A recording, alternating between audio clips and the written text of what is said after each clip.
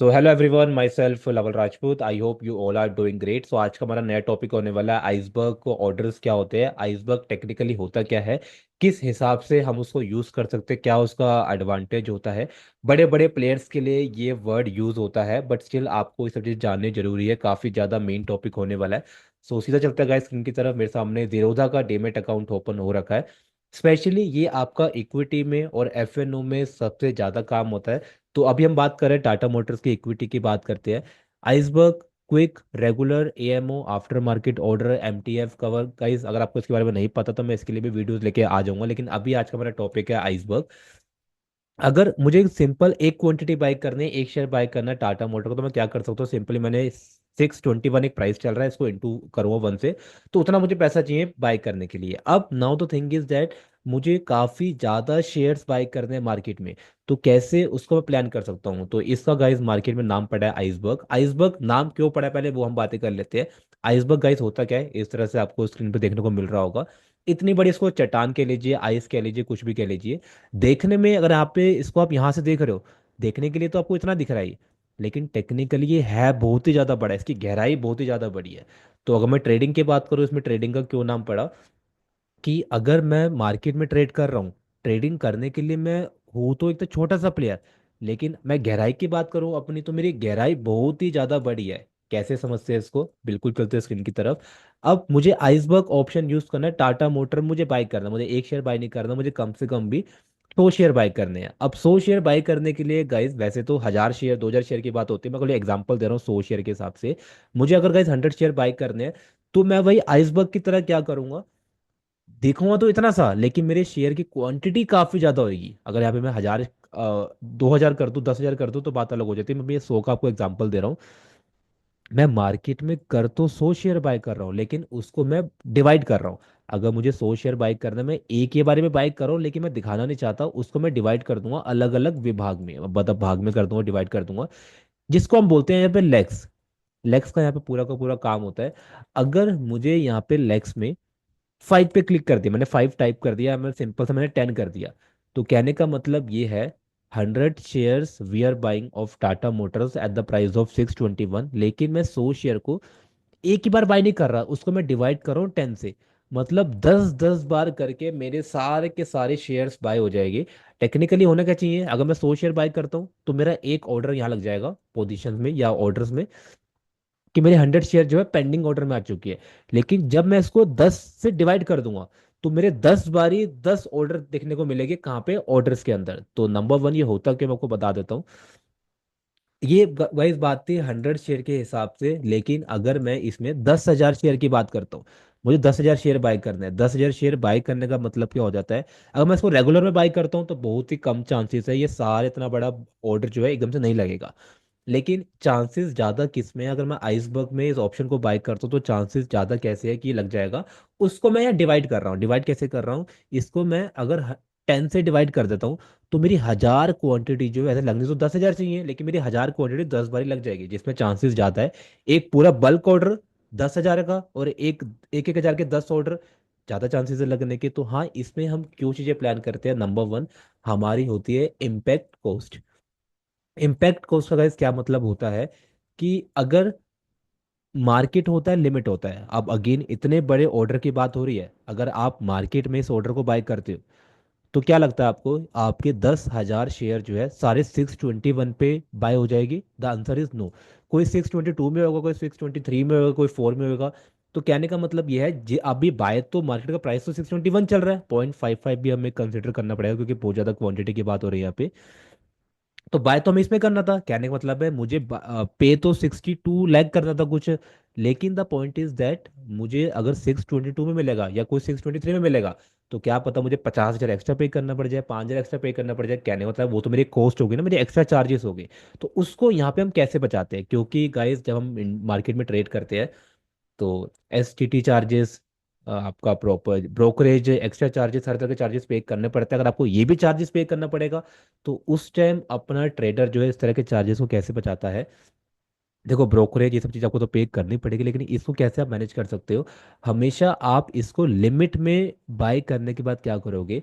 आपने बोल दिया अभी प्राइस चल रहा है 621, आपको इसको 623 में बाय करना है। तो लिमिट का मतलब ही ये होता है कि आपको सारे के सारे जो शेयर है, जो आपने 10,000 शेयर बाय करना चाहते हो, वो आपको इसी प्राइस में मिलेंगे 623 में। कैसे? देखो, मिलेंगे तो इसी प्राइस में, लेकिन वो डिवाइड कैसे हो जाएगी? 10 के हिसाब से, 1000 क्वांटिटी के हिसाब से, 10 आपके ऑर्डर्स में स्प्लिट हो जाएगी वो। तो इससे बेनिफिट क्या है? एक तो पहले प्राइस चल रहा है 621 में, मार्केट के हिसाब से आपको ऊपर नीचे मिलेगा, लेकिन इसमें ऐसा कुछ भी नहीं होगा, आपके सारे ऑर्डर जो है इसी प्राइस में आपको मिल जाएगी। लेकिन गाइस कुछ इसमें टर्म्स एंड कंडीशन है जो आपको जाननी पड़ेगी। 10 से ज़्यादा इसमें आप लैग्स नहीं बना सकते, आपको मैक्सिमम 10 ही लैग बनानी पड़ेगी। प्लस अगर आपने 10 लाख के हिसाब से अपना ऑर्डर बना दिया, 1000 क्वांटिटी के आपने 10 ऑर्डर बना दिए, सारे मार्केट में लग जाएंगे, लेकिन वो 10 डिवाइड होके लगेंगे। अगर आपने अभी 623 लगा रखा है प्राइस, आपको इसमें बाय करना है, आपका ऑर्डर चला गया पेंडिंग में, लेकिन उसके बाद आपने इसको 625 कर दिया, तो सारे के सारे 10 जो आपके ऑर्डर है उसमें ऑटोमेटिकली आपका प्राइस 625 में चेंज हो जाएगा। अगर आपने एक भी अगर ऑर्डर को कैंसिल कर दिया, 623 वाले आपने ऑर्डर को कैंसिल कर दिया, तो ऑटोमेटिकली आपके सारे के सारे 10 ऑर्डर ऑटोमेटिकली कैंसिल हो जाएगी। तो इस चीज़ को आपको समझना जरूरी है। आई होप समझ आ गया होगा इम्पैक्ट कॉस्ट कैसे आपका इसमें कंट्रीब्यूशन करता है। हमेशा लिमिट के हिसाब से आप प्लान कर सकते हो। लिमिट के हिसाब से जब आप प्लान करोगे, तो आपके जो है इम्पैक्ट कॉस्ट हमेशा बच जाएगी, क्योंकि आपके सेम प्राइस हमको देखने को मिलेगा। अब अगर मैं नंबर 2 बात करूं, हमारा जो है मार्केट डेप्थ होती है। मार्केट डेप्थ क्या होता है? कि अगर आपको 10,000 शेयर्स खरीदने हैं, लेकिन आप चाहते ही नहीं हो कि आप इतना बड़ा ऑर्डर जो है मार्केट को दिखाओ, मतलब मार्केट को तो पता ही होगा, लाइक अपने वॉल्यूम में दिखाओ, बायर सेलर्स को दिखाओ, तो उस केस में क्या होगा, आप डिवाइड कर सकते हो। पहले हम देख लेते हैं मार्केट डेप्थ दिखता कैसे है। यहाँ पे ऑप्शन आ रहा होगा मार्केट डेप्थ का, आपको यहाँ पे हर तरह के बायर सेलर की क्वांटिटी देख सकते हो। अगर आप खुद से बात करो, 10,000 शेयर एकदम से आप बाय कर रहे हो, तो सीधी सी बात है, उसमें वॉल्यूम का ऊपर नीचे हो सकता है। तो आप नहीं चाहते कि अपनी पूरी की पूरी क्वांटिटी दिखाना, तो उसको आप क्या कर रहे हो, 10 से डिवाइड कर रहे हो। जहां पहले आप 10,000 शेयर एक बारी में बाई कर रहे थे, अब आप 1,000 शेयर 10 बारी में बाई कर रहे हो, तो कर तो आप 10,000 ही रहे हो। तो इसका आपका मार्केट में भी इम्पैक्ट होता है, जो कि आप चाहते नहीं हो। अब कुछ लोग बोलोगे सर डिस्क्लोज क्वांटिटी का भी ऑप्शन होता है, वहां पे भी जाके हम अपना डिस्क्लोज नहीं कर, मतलब जो हम चाहते हैं वो हम डिस्क्लोज कर सकते हैं, लेकिन उसकी हम बात ही नहीं कर रहे, अभी हम आइसबर्ग की बात कर रहे हैं उस हिसाब से। तो नंबर 2 गाइस ऑप्शन ये था। नंबर 3 ऑप्शन जो कि बहुत ज्यादा इंपॉर्टेंट है, हमेशा जो आपको कॉल पुट के लिए काम आता है। सिंपल सी बात है, 1800 क्वांटिटी आप इजीली बाय सेल कर सकते हो, किसमें, निफ्टी में। अगर मैं बैंक निफ्टी की बात करूँ, आप 1200 क्वांटिटी इजीली बाय सेल कर सकते हो। लेकिन उसकी बात हम निफ्टी में जाके करते हैं। अगर मुझे निफ्टी का कॉल बाय करना है, निफ्टी का कॉल बाय करने के लिए क्या होगा, मैं आइसबर्ग में जाता हूँ। मैं अगर रेगुलर में जाता हूँ, सीधी सी बात है, मैं यहाँ पे निफ्टी की 1800 क्वांटिटी बाय कर सकता हूँ, बहुत नॉर्मल सी चीज़ है 1800 क्वांटिटी बाय करना। बट अगर आपको एज अ रिटेल ट्रेडर भी उससे भी ज़्यादा बाय करना है, अगर आपको 2400 क्वांटिटी करनी है या 2000 कर रहे हो, तो आप नहीं कर सकते एक बारी में, 1800 कर सकते हो। या फिर आप क्या करो, अगर आपको 1800 से मतलब 3600 करनी है, तो आप 1800 1800 को दो बारी ऑर्डर लगाओगे। लेकिन उस केस में क्या होगा, आप चाहते हो दो बारी में ऑर्डर लगाना ही नहीं चाहता, तो हम कहाँ जाएंगे, हम आइसबर्ग का ऑप्शन यूज करेंगे। आइसबर्ग का ऑप्शन यूज करने के लिए मैं एक बारी में मतलब मैक्सिमम 1800 क्वांटिटी यूज कर सकता हूँ। लेकिन यहाँ पे अगर मुझे 3600 क्वांटिटी करनी है, तो अगर मैं रेगुलर में जाता तो मुझे मना कर देता, बोलता अलग अलग ऑर्डर लगाओ। लेकिन मैं एक ही ऑर्डर में 3600 क्वांटिटी कैसे बाय कर सकता हूँ, मैं क्या करूंगा, नंबर ऑफ लैक्स को 2 कर दूंगा। जब मैंने नंबर ऑफ लैक्स को 2 कर दिया, तो आप देखोगे इसमें जो 1800 क्वांटिटी है, वो होगी ना 1800, 1800 क्वांटिटी होगी। अब मुझे दो बारी ऑर्डर मिल गया 1800 की, पहले मुझे एक बार ही मिल रहा था, अब मैं बाय तो 3600 ही कर रहा हूँ, लेकिन मैं 1800 1800 की दो बारी क्वांटिटी अपने लेग्स ले रहा हूँ, अपने डिवाइड कर रहा हूँ। या तो मैं क्या करूँ, 1800 एक अकाउंट से लगा दूं, 1800 एक अकाउंट से लगा दूं, लेकिन मैं अपने एक ही अकाउंट से क्या कर सकता हूँ, 3600 क्वांटिटी लगा सकता हूँ। अगर मेरे पास ऑप्शन है लेग्स का, अब मैं जिस पे लगाना चाहता हूँ उसी पे लगा पाऊंगा मैं। अगर मैं लिमिट में जाके मैं चाहता हूँ मैं 220 पे लगाऊं, तो मेरी वो 220 के हिसाब से लग जाएगी। अगर मैं मार्केट के हिसाब से लगाऊंगा, तो यहाँ पे मैं जैसे बाय पे क्लिक करूंगा, वो मुझे मना कर देगा, जो कि अलाउ ही नहीं है।